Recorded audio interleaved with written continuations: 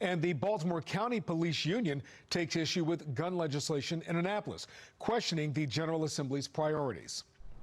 Fox 45's Vincent Hill joins us live. And Vincent, you spoke to the union president, who says those plans aren't in the best interests of public safety, in his opinion.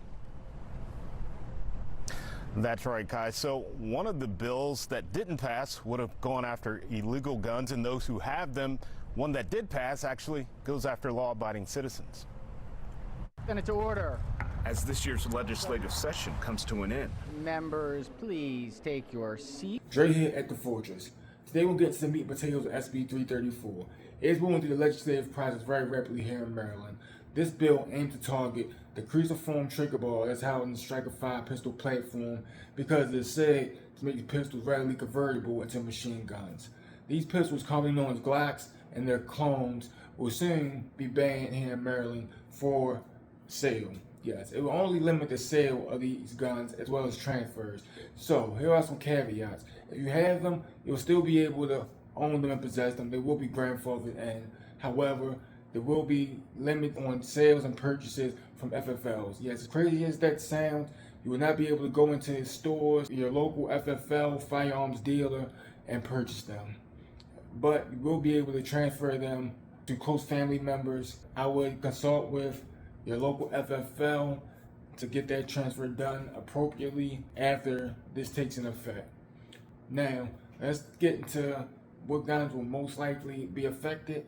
Of course, Glock is going to be at the top of the list, and its immediate clones, which will include the PSA Dagger, Shadow Systems, Ruger RXMs, Faxon FX19s, and the other gun that is immediately cloned and framed after the Glock and any of its previous generations. However, I do have some cases that we have to look forward to.